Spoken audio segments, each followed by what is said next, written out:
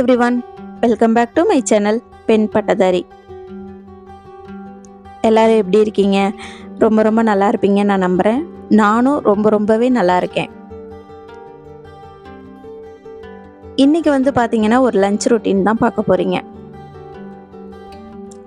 Husband, தம்பி எல்லாருமே ஸ்கூலுக்கு, ஆஃபீஸ்க்கு அவங்கவுங்க வேலைக்கு கிளம்பி போயிட்டாங்க.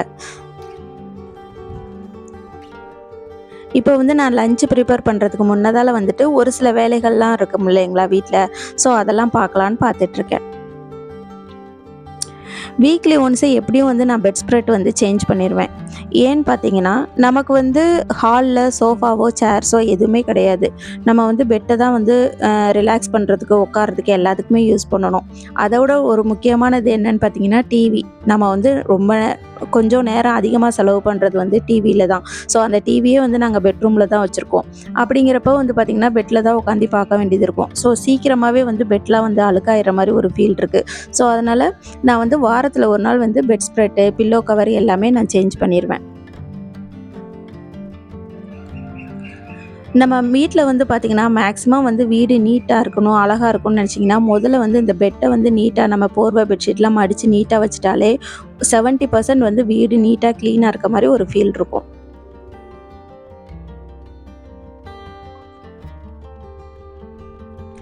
அதே மாதிரி நம்ம பெட்டு இதெல்லாம் இந்த துணியெலாம் மாற்றுறோம் இல்லைங்களா, அந்த மாற்றினதுமே என்ன பண்ணுவோம்னா நம்ம கொண்டு போய் அழுக்கு கூடையில் போட்டு வச்சுருவோம். அந்த மாதிரி போட்டு வைக்கும்போது என்ன ஆகுதுன்னு பார்த்தீங்கன்னா, துணி நிறையா இருக்க மாதிரி அப்படியே அழுக்கு கூடையெல்லாம் ஃபில் ஆகி இருக்கிற மாதிரி ஒரு ஃபீல் இருக்கும் அந்த அழுக்கு துணியெலாம். நான் என்ன பண்ணுவேன்னா இம்மீடியட்டாக அதெல்லாம் எடுத்ததும் கொண்டு போய் வாஷிங் மிஷினில் போட்டு விட்ருவேன் நான். ஸோ நம்ம அழுக்கு கூடையில் துணி வைக்க வேண்டிய வேலையும் இருக்காது, துணி நிறையா வலிஞ்சிட்டு இருக்கிற மாதிரி இடம் இல்லாத மாதிரி ஒரு ஃபீலும் இருக்காது. ஸோ நீங்களும் இதை ட்ரை பண்ணி பாருங்கள், பெட்டராக ஃபீல் பண்ணுவீங்க.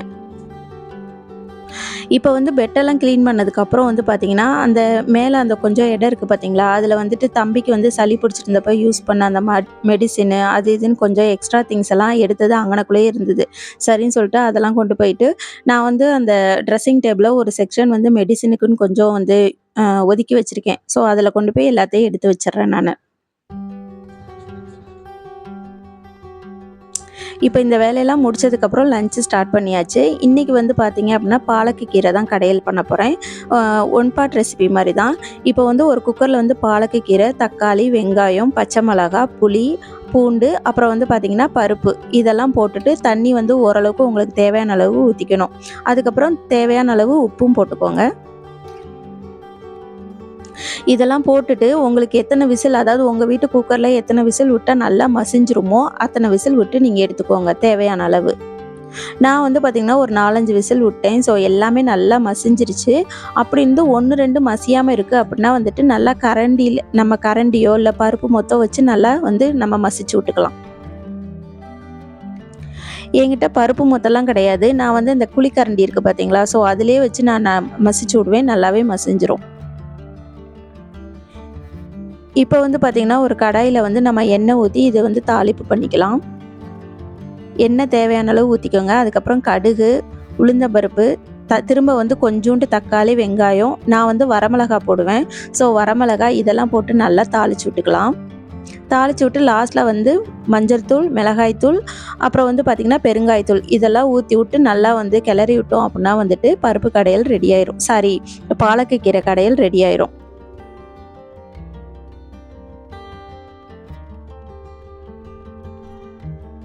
நான் ஆல்ரெடி மிஷினில் கொஞ்சம் துணி போட்டிருந்தேன். ஸோ அது ட்ரெயின் பண்ணுறதுக்காக நான் தண்ணி இது பண்ணுறேன். ஏன்னா இது பார்த்திங்கன்னா ஆட்டோமேட்டிக் கிடையாது. ஸோ எல்லாமே நம்மளே செய்கிற மாதிரி தான் இருக்கும் இந்த வாஷிங் மிஷினில். ஸோ அதனால் தண்ணியை ட்ரெயின் பண்ணி விட்டு அடுத்து தண்ணி இதாகிறதுக்கு ஃபில் பண்ணுறதுக்கு போட்டு விட்டு நான் இப்போ திரும்ப உள்ளே போகிறேன். இப்போ லஞ்ச் வேலையெல்லாம் முடிஞ்சதுக்கப்புறம் கொஞ்சம் பாத்திரம்லாம் இருக்குது. ஸோ அதெல்லாம் விலக்கி வச்சிடலாம் கையோட. அப்போ கிச்சன் கொஞ்சம் க்ளீனாக இருக்கும். அதனால் கையோட அந்த இருக்கிற கொஞ்சம் பாத்திரத்தையும் விளக்கிடலான்னு நான் விளக்கிட்டு இருக்கேன்.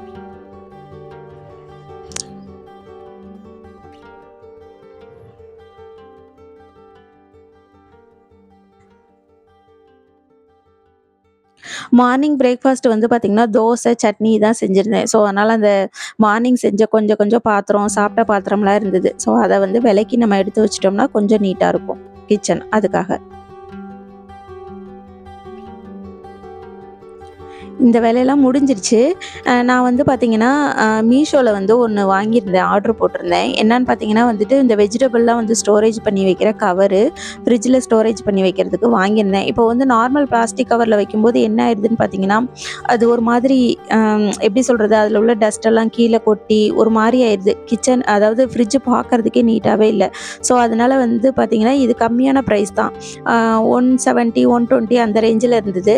ஒரு 12 கவர்ஸ் இருக்கு. ஸோ இதுவே யூஸ் ஆகுமேன்னு சொல்லிட்டு வாங்கியாச்சு.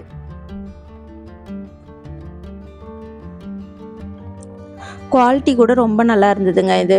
மேக்ஸிமம் வந்து பார்த்தீங்கன்னா, இது 1 கேஜிக்கு மேலேயே வந்து பிடிக்கும். நான் ஆல்ரெடி வந்து இந்த கவர் வந்து இதுக்கு முன்னாடி உள்ள வீடியோஸ்ல காமிச்சிருப்பேன். இந்த வீடியோ வந்து கொஞ்சம் லேட்டா தான் எடிட் பண்ணி போடுறேன் நானு. இதில வந்து பார்த்தீங்கன்னா, மேக்ஸிமம் 1 1/2 கிலோ வரைக்கும் நம்ம வந்து வெஜிடபிள்ஸ் வைக்கலாம். இப்ப சின்ன சின்ன வெஜிடபிள்னா 2 கிலோ வரைக்கும் கூட வைக்கலாம். நல்லாவே பிடிக்குது. நல்ல ஸ்பேஸும் இருக்குது. அந்த ஜிப் எல்லாமே வந்து நல்லா குவாலிட்டியாவும் இருக்கு.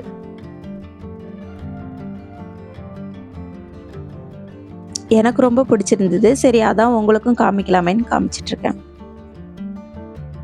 இப்போ பிளாஸ்டிக் கவர்ல வைக்கும்போது பார்த்தீங்கன்னா, எந்த கவர்ல என்ன இருக்குன்றது ஒண்ணு தெரியாது. 2வது வந்து பார்த்தீங்கன்னா, அது ரொம்ப மெஸ்ஸியா இருக்க மாரி ஒரு ஃபீல் இருந்தது. இப்ப இதுங்கும்போது வந்து பார்த்தீங்கன்னா, நமக்கு ரொம்ப நீட்டாவும் இருக்கு. அட் த சேம் டைம் கொஞ்சம் பார்க்கவும் நல்லாருக்கு. அதனால. மொத்தம் 12 கவர்ஸ் குடுத்துருந்தாங்க.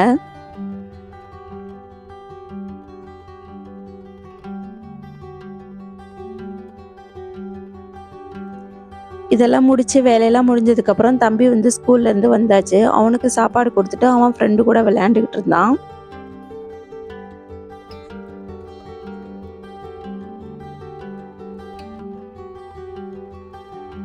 ஸோ இன்னைக்கு டே வந்து இப்படி தான் போச்சு. இதே மாரி அடுத்து வேற ஒரு இன்ட்ரஸ்டிங்கான விளாக்ல நான் உங்கள மீட் பண்றேன்.